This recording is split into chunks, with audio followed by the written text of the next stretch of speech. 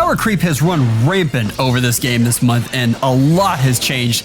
We're going to talk about each competitive mode, how things have been affected, and all of that great stuff. But first up, let's talk about what exactly has happened and why this has been so overwhelming for a lot of folks. If you look back at 2023, and this is something that PM1 and I talked about, you can see that the way that IS pushed the meta was through skill creep. And because of that, you had a lot of complexity creep as well. Things got very, very complex with all the different things that were affecting different parts of the game, and figuring out what was happening was sometimes overwhelming, to say the least. We get into the winter banner, and this has slowly been happening over the last couple months, but it really hit home with how we're now into preference weapon creep. And what that means is when both of these things are going on, we have essentially older units that we can't use anymore because you have to have the absolute latest in PRF weapon to counter whatever is coming at you. But you also have to outfit that latest PRF weapon with the latest skills that don't always come with the unit. Things get very, very expensive, and that's frustrating when we have a limited number of orbs and we also have favorites to summon for. That is the thing that's going on. Let's talk about how this is affecting the competitive modes individually. And first up, we have to talk about Light and Dark Season, and of course we've got Kvasir, kind of the first in this last 30-day period that we're gonna hit. This unit is nuts with the level of damage reduction that she gets. Absolutely crazy, and really pins home that whole thing where you need piercing for any tank or really even any nuke right now. It is critical, and it's only on a few units.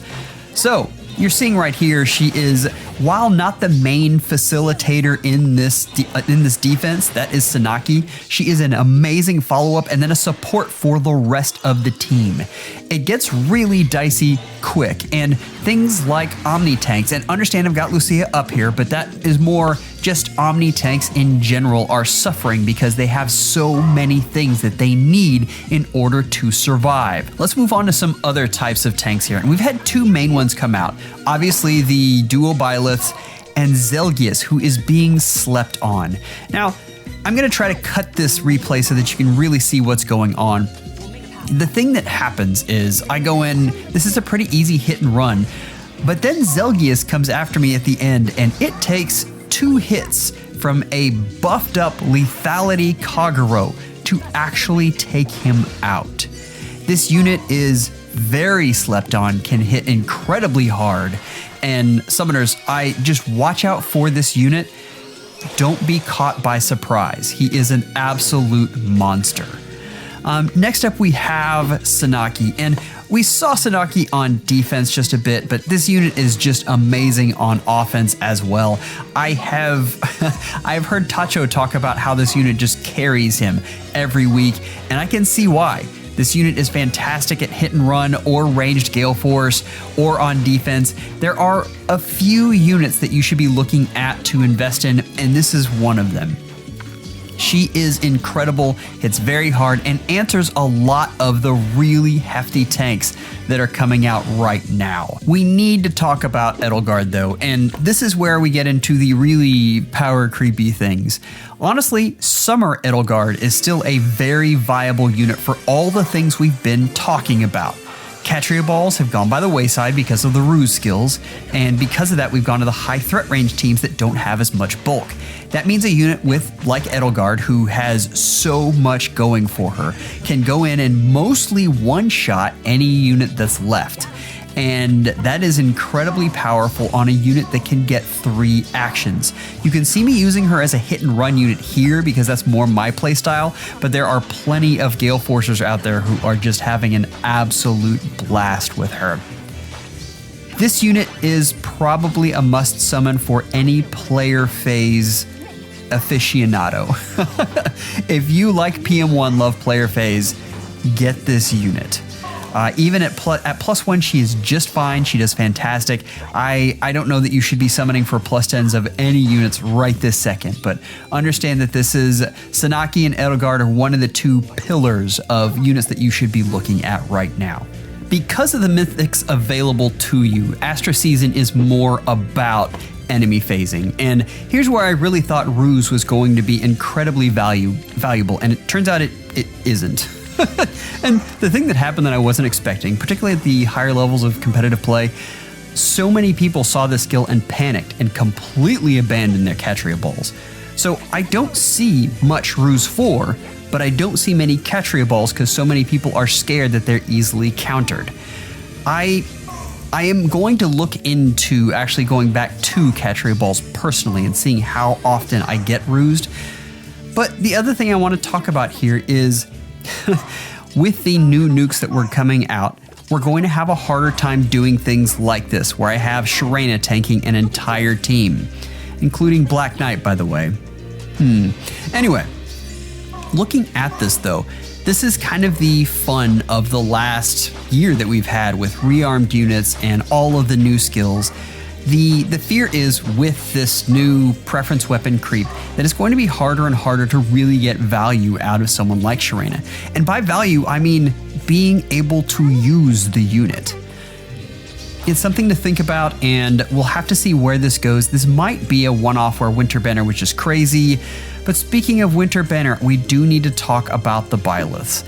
And I've got this Byleth on offense because I think it really showcases what they can do. Understand that if you watched my video on countering this unit, I think defense and SD are really the places for them.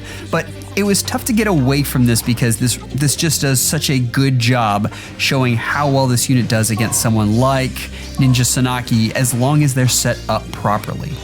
This unit is the beefiest unit you can possibly get, and right now, the value is going through the roof. What I want to warn you is this unit is balanced on a knife's edge of survivability and lethality. This unit really needs to be able to take out the opponent in one hit. What we've seen are units like that don't generally last long because it is very hard to one-shot units long-term. Think about how units have gotten bulkier over time and how quickly they get bulkier. I know this unit has piercing, and that's very good, but there are always going to be other ways that IS finds to make units more creatively and sometimes not creatively into bigger and bigger monsters. Keep that in mind. I do like Byleth. I would not go for more than a one-off of this unit. Like I said, I don't foresee this unit having a long shelf life. So I showed this replay in the Astra Mythic review, and I really wanted to go back over it and just show how well this unit takes out things like flyer lines. And I do like Ratatoskr a lot. Notice I've just got her ticking up a little bit though. As an Astra Mythic, there are better ones, particularly Veil I think is of much greater value. I do like Ratatoskr a lot though, and I think the Divine Vein Green is being slept on, personally. What I will say is the only real problem here is that I feel like flyer lines in general are losing value, and that's what that Divine Vein Green is really good at helping you out with. Because of all of the calves that have been given to us in Ninja Sanaki, in Yunaka, and even back to Shamir and Kvasir and all of those, what is happening is IS is pushing us toward cav lines. They really want you to be there right now, and she is just less good versus those teams. Again, I still have this unit going up. I still like her a lot. One of the other things I forgot to mention on Gullveig, I am not a huge fan of this unit right now. I have seen some creative uses of her, but she doesn't have the same level of damage reduction as Kvasir, and that has hurt her a lot. Really what I'm talking about there is she gets damage reduction on the first hit, but not the brave hit after that. And there are so many brave units that can take advantage of that. Seliph is one of them, Alir. These are units that are staples in the tanking business right now, and she's going to have difficulties with those units. She's also going to have difficulty with any unit that outspeeds her. And we've seen how speed is tough to keep up with when you're a defense mythic. Aether Raids is the mode for Edelgard right now, and that should be no surprise to anyone who's been around her, and what can I say? For all the reasons we've talked about, this unit is phenomenal. I do think the winter version is definitely an upgrade, but if you've got the summer version, I think she's still performing at a high level because of all the reasons we've talked about, and I've got her and all the other Edelgards value going up. Chaos Season. What do you even do with this mode? Again, don't take this mode too seriously. For real. This mode is a lot of fun, and make sure to keep it that way. But the level of supports that you can put on a single Omni tank is just ridiculous. You can see Seliph was the bonus unit, and I've got Attuned Peony and Vale and Elamine and Sather with Ruse 4 all stacked up on this unit. I think Vale and Peony, Attuned Peony is amazing, and particularly in Chaos Season, both of the values of these units are going up. That should be absolutely no surprise. We'll get to defense in a second, but it is a tough world to be on defense, and we're seeing it with Freyr here. Okay, what this means, Freyr's value in itself is not lessening. The problem is there are so many things you need on a Chaos defense because you have to be ready for anything. In this case, I once again got Bolt Towered to high heaven and just absolutely got smacked through the rest of this. This Edelgard isn't able to take out the rest of this team unless Bolt Tower exists. And honestly, I just didn't have the room for Freyr and should have put Medius there. And that is the case with a lot of Chaos defenses. You have to really pick and choose your supports. Medius is not a fantastic unit, but he is an answer to a serious problem, and Freyr is an answer to one of the problems, but not the main one. So value going down. Let's talk about one tool that Chaos defenses do have, and that's area of effect weapons. Penrost will tell you how good these are, especially on Citrine and this unit, I swear. I just dove right in here just to show you guys what exactly is going on. This is that same team with all of the supports on Seliph, and you're going to see Citrine just absolutely demolish me. Probably would have been interesting if I would have put Gateau on there as well, but for the purposes of this, most people don't bring him, and AoEs are very, very good against everyone but save tanks. You can have a complementary style there where you have units that are good against things that aren't save tanks, Omni tanks, and things that are. I mean, Citrine is a good yin and yang and a great support unit for the rest of your team, but AoEs in general are amazing in this mode, and it's probably your only answer right this second. Last but not least, I have Gullveig going up here. I do think Gullveig on offense is very fun in this mode. I don't have any replays for this. I wasn't able to put one of those together, but just know that she would be a ton of fun if you wanted to use her here. But then again, we just got some Winter Edelgard, so that's there too. Gale Force is just eating good right this second. Look at how quickly things change in this mode.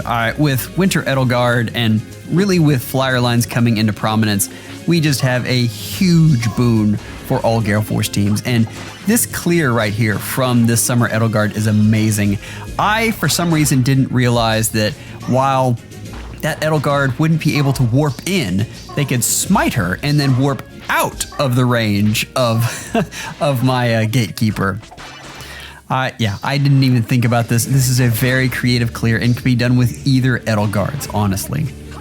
Gale Force is just doing so well. Flyer lines, people are figuring them out because there aren't that many configurations, and there are definite ways to take them out, like the Edelgards. Edelgards are very, very good at taking care of business there, and we just got a new one. Value is going down. Let's look at tanks in general, and I mean, what can I say? I've got them kind of staying steady right there. And the thing is, you can still do a lot of things with the toys there. We've got no quarter, and we've got one more thing that you have to have on your Omni tank or whatever tank you have, and there are a lot of things you can do. You can still be creative is basically what I'm saying there. You can see this Korin does a very good job because the player is smart enough to realize what's going on and make sure that they stay out of the right things. So tanks are staying about the same. It is not harder to tank than it was last month. They're pretty consistent. Catria balls in general have, I mean, they've fallen off a lot. I say that because of Ruse 4. Again, though, I really want to try that out and see if Ruse 4 is actually around as much as people think it is. And if I had a Catria ball, if it would just get smacked every week. I'll get back to you on that next month. Next up, I do want to talk about cav lines, and the reason cav lines have gone up in value is because so many toys. I mean, we just talked about Ninja Tsunaki and Kvasir and Shamir, and you're seeing them all together here on Light Season and just smacking things. I'm about to put Yunaka on the squad in place of Shamir, which I'm amazed that I kept Shamir on there that long, to be completely honest with you. But cav lines are getting a ton of toys. The thing you have to worry about with them is player phase stuff. And with Edelgard's being so prominent right now, you're probably going to want to switch to a near savior as opposed to a far savior, which is crazy because then you open yourself up to Brave Gullveig, who is also an amazing Gale Forcer. I mean, you kind of pick your poison, roll your dice, and, you know, pick your god and pray. It is a lot of fun. Hit and run is another one. I probably should have had the value going up a bit because Edelgard can be used as a hit and run unit, as we've seen. She's very good at that, but for the most part, I have this holding steady because I had the value going up for so long. I don't think they've really gained value, but the teams are still good. Just understand that. Summoner Duels is kind of the embodiment of power creep, isn't it? Here we've got Byleth, and I like Byleth a lot in this mode. Obviously, they have the duo skill, so they get to stall, which is fantastic, but they have a lot of nice things in the piercing and the damage reduction realm. They are not invincible, as you're going to see in this replay, but there isn't a savior that is. This is where, if you're a Summoner Duels fanatic, I would definitely go for a one-off of Byleth. Again, like I said, I don't know that this is a merge project because, in general, the type of unit that is hasn't fared well over time. So just keep that in mind as we're going on. Anna is such an interesting unit, and she really kind of pairs with Gatekeeper in this. And let me explain a bit. The thing about Gatekeeper, and I have never been of the opinion that Gatekeeper is bad. I actually like the unit quite a bit, but the reason Gatekeeper is good because he is counter meta, not because he is a good unit in and of himself. The use of warp was just so prevalent in every single facet of this mode that it made Gatekeeper good because you could guarantee that like 3 out of 4 matches he would stymie the opponent because they were probably using warp. Now we are getting options, and you can see it here with Anna, where we've got extra movement and all of these other things going around where you don't actually need warp. That's giving a lot of people problems, and the reason is there are different ways that you can get attacked now and more things you have to plan for. But because Gatekeeper is only good against warping teams, value is going down, whereas Anna and the type of units that are like her, value goes up. Also, she's an incredible nuke. Tsunaki is up next, and this unit just hits so hard. Cavs have a lot of limitations in Summoner Duels, just period. But this unit just takes out most things. She's going to take out my Emir in this case, my far save Emir. That is a tough thing to do. So just keep that in mind. This unit, I don't think they're going sky high up in value, but I do think they are a very viable unit in the mode right now. The next thing I want to talk about is Alencia. One of my favorites right now. I really enjoy using this unit, but I just keep seeing different ways that she's good. We talked about it a bit, but the real nice thing about her is this hybrid play you get, where she can be an Omni tank all on her own with the Gambit Miracle build. And we've seen that, we've showcased it, but now she also has no quarter as well, which gives her piercing, which is crazy that you can get a unit that's going to quad you and have them pierce as well. It means there just aren't a lot of things that are going to stand up to her. If you want to hear more on power creep, I put out a big video with PM1. I still think a lot of it holds true right now. And like I said, the only thing that's been capped onto there is the preference weapon power creep on top of that. Members, you are absolutely amazing. Thank you for all that you do. Take care and schedule an appointment with your FEHologist real soon.